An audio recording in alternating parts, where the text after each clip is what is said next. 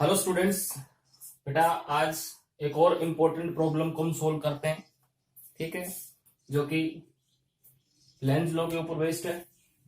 तो यहां देखिए एक क्वेश्चन हमें दे रखा है, the arm P Q of rectangular conductor move from x0 to right side, the uniform magnetic field perpendicular to the plane extended x0 to xb and 0 for x greater than b.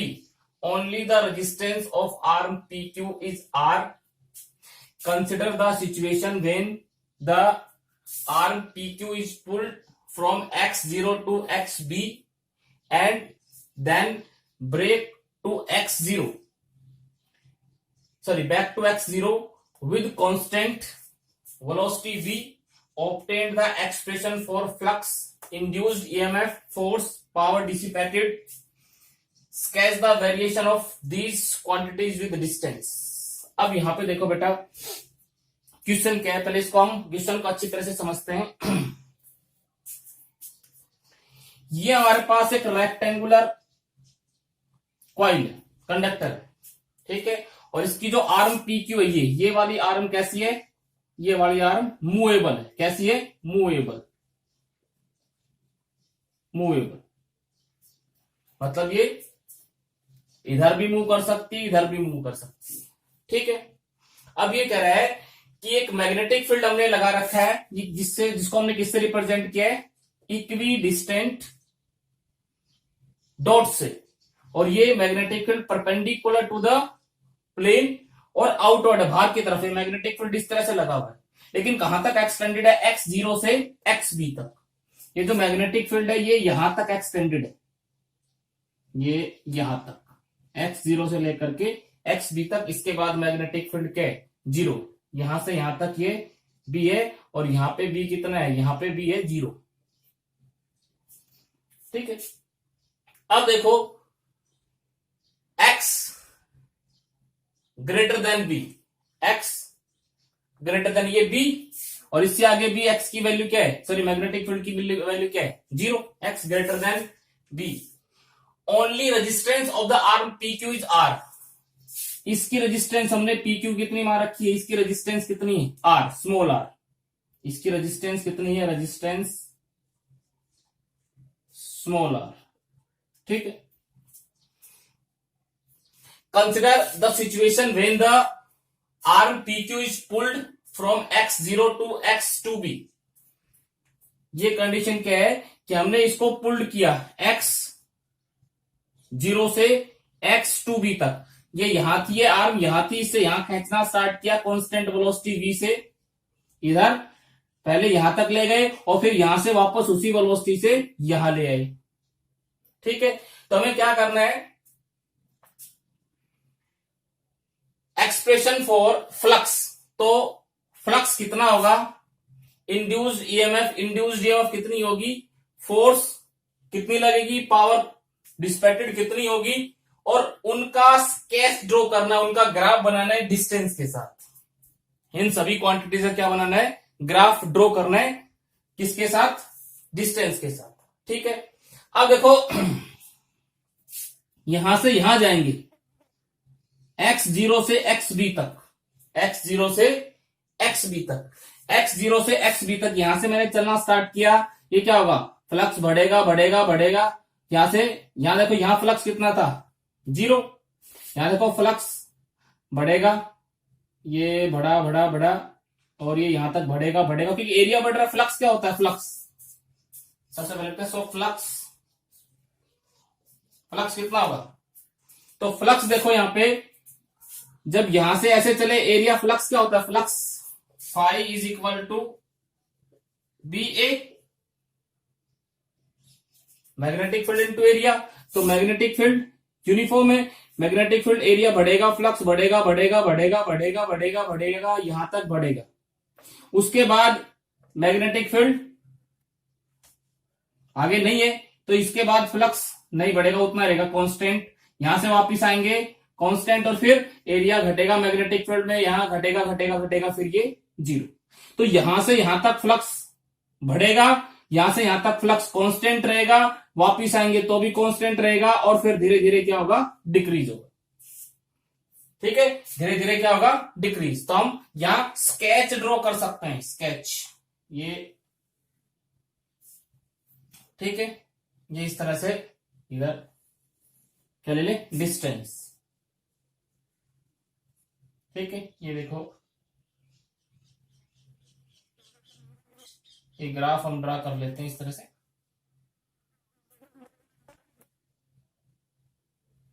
ये line हमने draw कर ली, देखो कहां से चले, के L M, के से एल, एल से एम, एम से फिर वापिस कहां, एल, और एल से वापिस कहां है, के। भाई यहां पहले के से चलेंगे, के से एल की तरफ जाएंगे, एल से एम की तरफ जाएंगे, एम से वापिस एल की तरफ आएंगे, और एल से वापिस कहां जाएंगे, के की तरफ। एक बार ऐसे जाएंगे और फिर वापिस रोड जो वी वेलोसिटी से वापिस ऐसे आ जाएगी। ठीक है, तो इसमें देखो यहां पे x कितना है, x इज इक्वल टू 0। भाई यहां के के ऊपर x इज इक्वल टू कितना है, 0। l के ऊपर x is equal to p। ठीक है, x is equal to b। यहां इधर हमने डिस्टेंस ले रखा है, डिस्टेंस, और यहां x is equal to 2b। ठीक है, अब यहां से देखो, ये मैंने एक लाइन ले ली फ्लक्स के लिए, यहां फ्लक्स हम डिनोट करेंगे, दिस इज फ्लक्स फाई, और फाई कितना होगा, b इंटू ए। अब यहां से चले तो x 0 से x b तक गए, x 0 से x b तक गए, x 0 से x b तक जाएंगे तो फ्लक्स क्या होगा, बढ़ेगा, क्योंकि एरिया बढ़ेगा। यहां तक, कहां तक बढ़ेगा, कहां तक, x 0 से x b तक, तो ये बढ़ गए। उसके बाद जब x b से x 2b गए, x b से x 2b गए, तो फ्लक्स क्या होगा, कांस्टेंट रहेगा, क्योंकि यहां तो मैग्नेटिक फील्ड है नहीं। ठीक है, तो फ्लक्स इतना उतना ही रहेगा, तो ये कांस्टेंट। ठीक है, जब वापिस 2b से कहेंगे b आएंगे, यहां x b और यहां पे x फिर 0। जब यहां से कितना आएंगे, 2b से और वापिस b की तरफ आएंगे, तो भी फ्लक्स क्या रहेगा, कांस्टेंट। तो ये लाइन बिल्कुल सीधी आएगी। और जब यहां x b से x 0 आएंगे, वापिस l से किधर आएंगे, k की तरफ, l से वापिस k की तरफ आएंगे, तो फ्लक्स क्या होगा, घटेगा। ये देखो एरिया घटता जाएगा, फ्लक्स घटता जाएगा, और ये यहां पे आकर के 0, यहां पर आकर के 0। तो ये देखो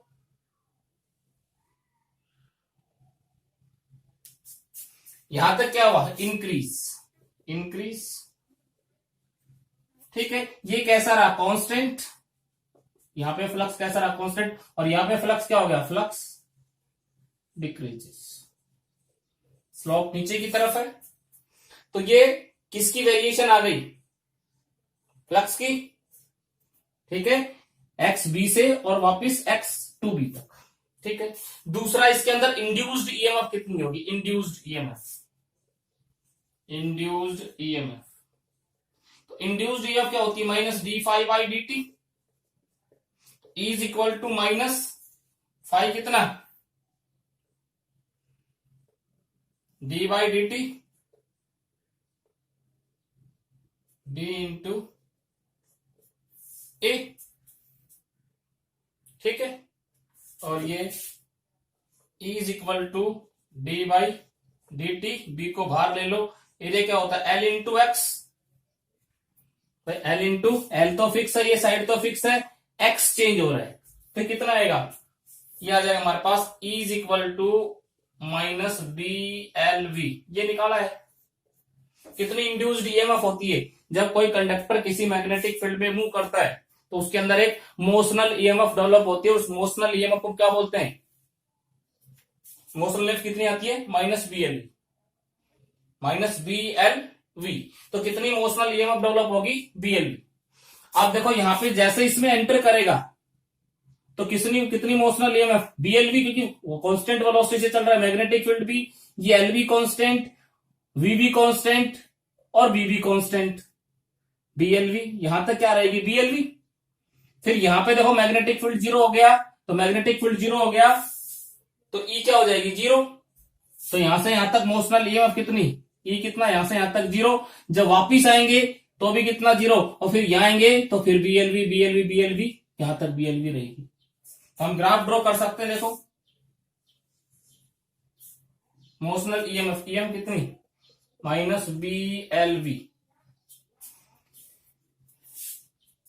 जब यहां से यहां गए कितनी ईएमएफ डेवलप हुई, बीएलवी।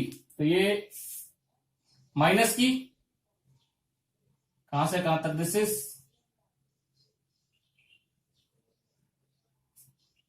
बीएलवी माइनस की, ठीक है। अब यहां पे मोशनल ईएमएफ कितनी होगी, फिर से यहां कितनी होगी, ये आकर के एल के ऊपर आकर कितनी होगी, जीरो। और एल से एम तक कितना, एल से एम तक ये कितनी रही, जीरो। फिर एम से एल तक कितनी, जीरो। एल से एम तक फिर जीरो, ठीक है भाई। एम से एल तक फिर कितना, जीरो।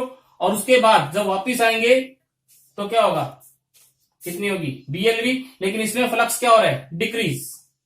इसमें फ्लक्स क्या हो रहा था, इंक्रीज। तो ये कितनी आएगी, माइनस लगाएंगे तो E is equal to minus BLV. तो ये हो जाएगा बीएलवी प्लस का, क्योंकि इसमें फ्लक्स इंक्रीज हो रहा था, इसमें फ्लक्स क्या हो रहा है, डिक्रीज। तो ये इस तरह से,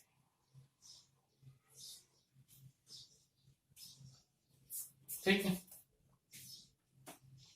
तीसरा देखो, तीसरा क्या पूछा है, इंड्यूस ईएमएफ हमने निकाल दिया, फोर्स। फोर्स कितनी लगेगी, फोर्स इज इक्वल टू होता है आई एल बी। किसी कंडक्टर के अंदर मैग्नेटिक फील्ड में कितना फोर्स लगता है, IVL sine theta, IVL sine theta, ठीक है। तो करंट कितना होगा, I is equal to E by R, E by R. E कितना,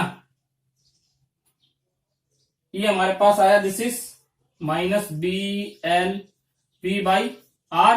तो फोर्स कितना हो जाएगा, force is equal to L B by R. कितना आ गया,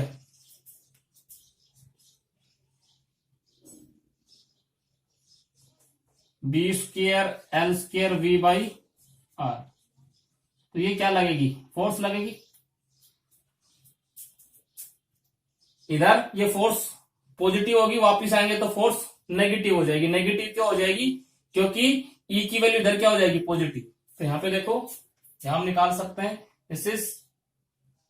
इसी तरह से ये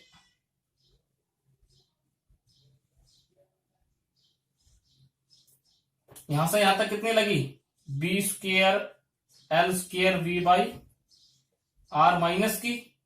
यहां फिर देखो, यहां बी की वैल्यू क्या हो गई, जीरो।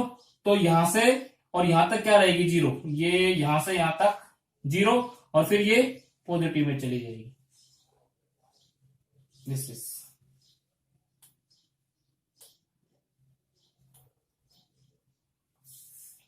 ठीक है। तो ये हमारे पास क्या आ गया, ये फोर्स आ गया। अब पावर कितनी होती, power is equal to I square R, या P is equal to F into v करके भी निकाल सकते हो, किसी फॉर्मूले से निकाल सकते हो power. I square R, I कितना है हमारा, आई हमारे पास minus B L v divided by R, इसका होल स्क्वायर इंटू ये आर। तो पी कितना आ गया, B square L square we square divided by R.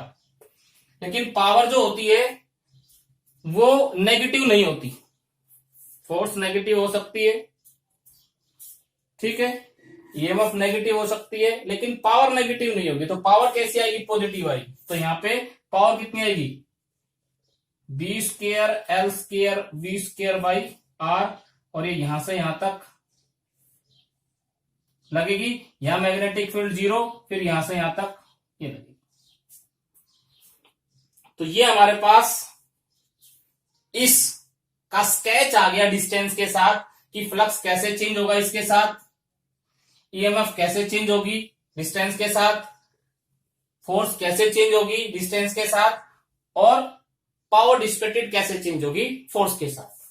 ठीक है बेटा, तो इस रीजन में यहां से यहां तक रीजन में, क्योंकि मैग्नेटिक फील्ड 0 है, जब यहां से यहां जाएंगे, यहां से यहां तक जाएंगे, एल से एम तक और एम से एल तक, फ्लक्स को छोड़ करके ये सारी चीजें क्या रहेंगी, 0 रहेंगी, क्योंकि यहां बी की वैल्यू क्या हो गई, 0 हो गई। ठीक है, तो यहां फ्लक्स कांस्टेंट रहेगा, फ्लक्स घटेगा, यहां फ्लक्स बढ़ेगा। ठीक है, तो ये इंपॉर्टेंट क्वेश्चन है, कई बार एग्जाम में पूछा गया है 5 नंबर के अंदर। ठीक है बेटा, अब देखो नेक्स्ट हमारे पास power dissipated in motional EMF. जब मोशनल ईएमएफ का हमने कॉन्सेप्ट पढ़ा था तो उसमें कितनी पावर डिसिपेटेड होती है वो हम देखेंगे। Power dissipated in motional EMF,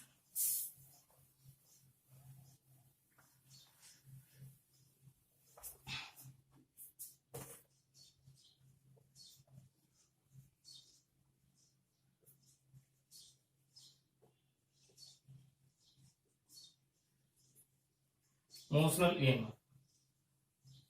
अब यहां से देखो, अभी हमने एक डायग्राम बनाया था इस तरह का,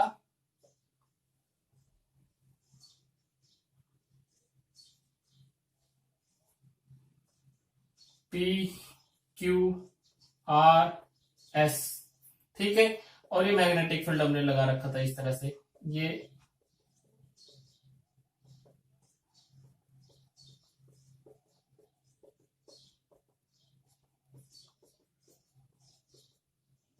ठीक है।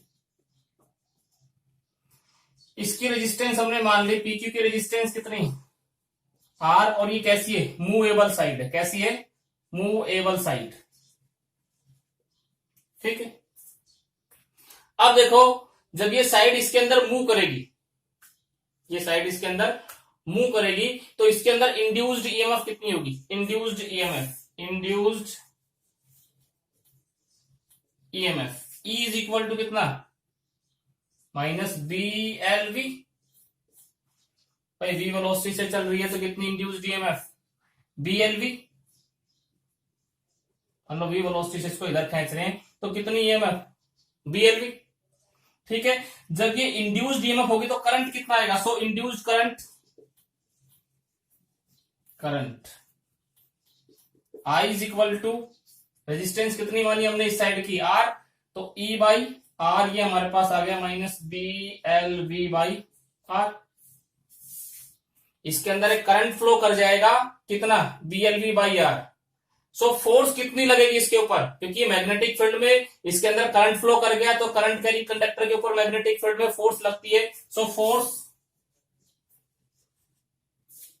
F is equal to I B L sine theta, I B L sine theta sine 90 मिलेगा, तो I की जगह B L V by R into B into L कितना आ गया, B square L square V by are.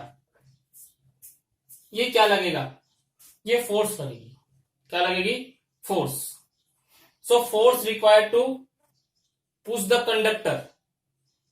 जब ये force लगेगी, इस साइड में इधर जा रहा है तो इधर फोर्स लगेगी, तो इसको पुश करने के लिए जो पावर चाहिए, power required to push the conductor, power require to push the conductor. इस कंडक्टर को पावर कितनी चाहिए, पावर जो होता है फोर्स इंटू वेलोसिटी होता है, पावर जो होता है force into velocity, power force, force कितना लगा, minus B square L square V divided by R multiply by V. तो पावर कितना आ गया, minus B square L square V square by R. ये पावर हमें इसको इधर पुश करने में खर्च करना पड़ेगा वी वेलोसिटी से। ठीक है, जब हमने इतना पावर लगाया, पावर का मतलब क्या होता है, पावर जो होता है वर्क पर सेकंड होता है। एक सेकंड में हम कितना वर्क कर रहे हैं, minus B square L square we square by R. तो वो वर्क हमारा कहां गया, हमने इसको मूव करवाया, इस मूव करने से इसके अंदर एक करंट डेवलप हो गया, इस कॉइल के अंदर एक करंट फ्लो करेगा रेक्टेंगुलर कॉइल के अंदर, और वो करंट के कारण एक हीट जनरेट होती है, क्योंकि सारा का सारा वर्क जो हमने किया इसको पुश करने में, उससे हीट जनरेट होगी, और उस हीट से वो हीट कितनी होगी, वो हीट इसके बराबर आनी चाहिए। So heat produced per second, P is equal to क्या होता है, I square R, P is equal to I square, I का स्क्र करो, आई कितना निकाला था हमने, minus B L v divided by R, इसका whole square multiply by R, कितना आ जाएगा, B square L square we square divided by, एक आर से आर कैंसिल, पी कितना हो गया, B square L square we square by R. ठीक है, ये हमारे पास हीट प्रोड्यूस्ड पर सेकंड आ गया। तो इसका मतलब ये वर्क हमने कहां खर्च किया था, ये power to push the conductor, इसको पुश करने में इतना हमने वर्क पर सेकंड खर्च किया था, और वो किसमें कन्वर्ट हो गया, पूरा का पूरा हीट में। इसका मतलब क्या हुआ कि जो मैकेनिकल वर्क करते हैं टू पुश द कंडक्टर, किसके रूप में अपीयर होता है, किसके रूप में डिसिपेटेड हो जाता है, हीट पर सेकंड। ठीक है, मतलब जो हमने काम किया वो किसके रूप में, हीट के रूप में वेस्ट हो गया। एनर्जी क्या होती है, इसमें हमने यही दिखाया है कि इसमें जो एनर्जी होती है वो कंजर्व होती है। हम इसको पुश करने में वर्क करेंगे, पुश करने में जो वर्क करेंगे उससे इसके अंदर एक करंट फ्लो करेगा, उस करंट के कारण एक हीट पैदा होती है, और हीट कितनी, हमारे वर्क के बराबर आनी चाहिए। तो वो देखो, सो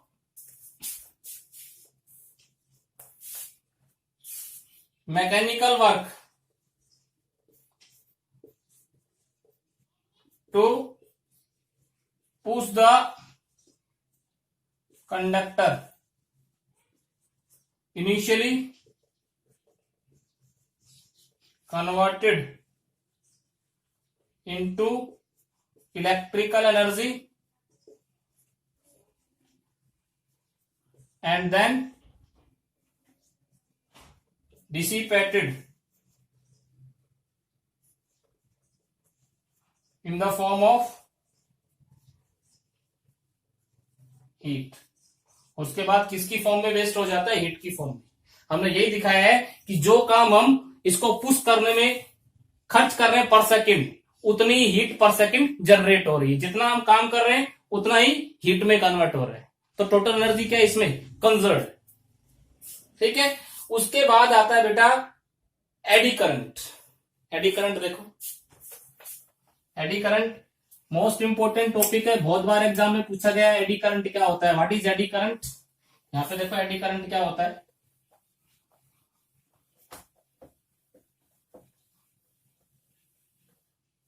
एडी करंट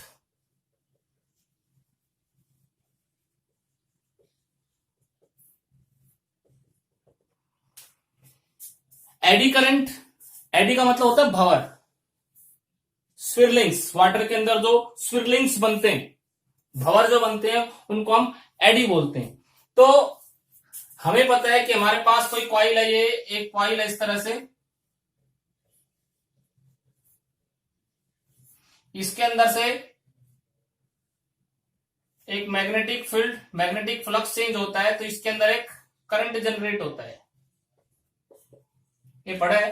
अब इस कॉइल की जगह हम क्या ले लें, एक पीस ऑफ मेटल ले लें इस तरह से,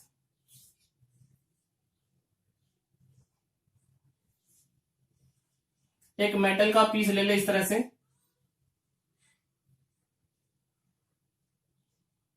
ठीक है, और इसके अंदर से मैग्नेटिक फ्लक्स चेंज करें, एक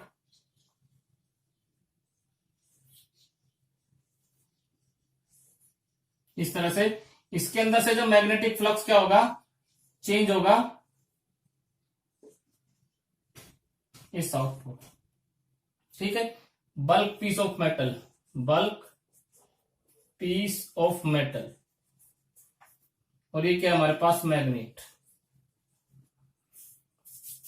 जब मैग्नेट ऊपर नीचे जाएगा तो इसके अंदर एक करंट डेवलप होगा, और वो करंट का पैटर्न जो होता है वो एडीज के पैटर्न का होता है, इस तरह से स्विरलिंग्स के पैटर्न का होता है, इस तरह से, ठीक है। इस तरह से करंट फ्लो करेगा, और ये करंट तभी फ्लो करेगा जब इन दोनों के बीच में रिलेटिव मोशन होगा। अगर ये इसकी तरफ मूव कर रहा है या इससे दूर जा रहा है तो इसके अंदर एक करंट डेवलप होगा, और वो करंट क्या कहलाएगा, एडी करंट, ठीक है। तो कॉइल में जो करंट होता है वो सिंपल इंड्यूस्ड करंट कहलाता है, लेकिन अगर कॉइल की जगह हम एक बल्क पीस ऑफ मेटल ले लें, मेटल का टुकड़ा ले लें, तो उसके अंदर जो करंट डेवलप होगा वो एडी करंट कहलाएगा। तो यहां पे देखो, पेन magnetic flux linked with bulk piece of metal,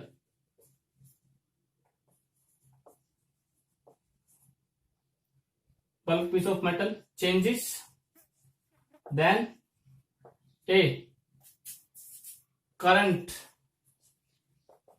is developed in the bulk piece of metal, that current is known as eddy current. उस करंट को क्या बोलते हैं, एडी करंट बोलते हैं, ठीक है। क्योंकि इसका पैटर्न कैसा होता है, स्विरलिंग्स इन वाटर या eddies in water, because the pattern of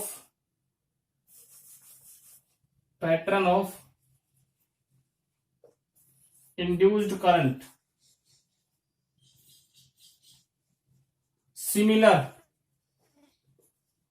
to the eddies formed in water, that is why, इसी कारण इसको that is why it is known as eddy current. इसीलिए इसको क्या बोलते हैं, एडी करंट क्यों बोलते हैं, एडी करंट इसलिए बोलते हैं क्योंकि इसका पैटर्न रिजेंबल करता है स्विरलिंग्स, वाटर के अंदर जो स्विरलिंग्स होते हैं, एडीज जो बनते हैं, उनके पैटर्न से रिजेंबल करता है, इसीलिए इस करंट को एडी करंट कहा जाता है। It is also known as Foucault current.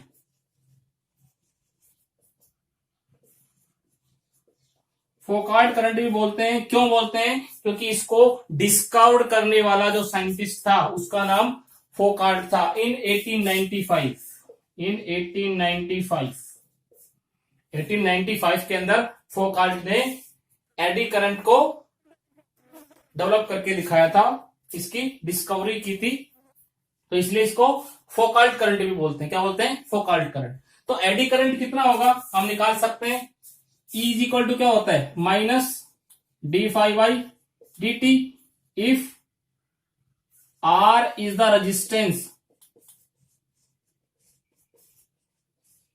Of the bulk piece of metal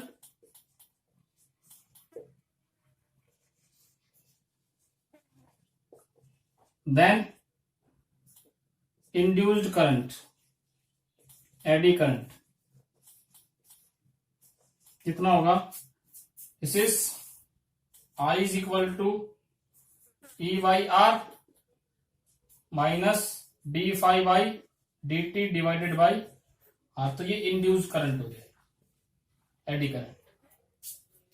तो जब मैग्नेटिक फ्लक्स किसी बल्क पीस ऑफ मेटल के अंदर से चेंज होगा, किसी मेटल की प्लेट के अंदर से चेंज होगा, किसी मेटल के टुकड़े के अंदर से चेंज होगा, तो उसके अंदर जो करंट इंड्यूस्ड होगा उसको हम एडी करंट बोलेंगे। क्या बोलेंगे, एडी करंट बोलेंगे, ठीक है।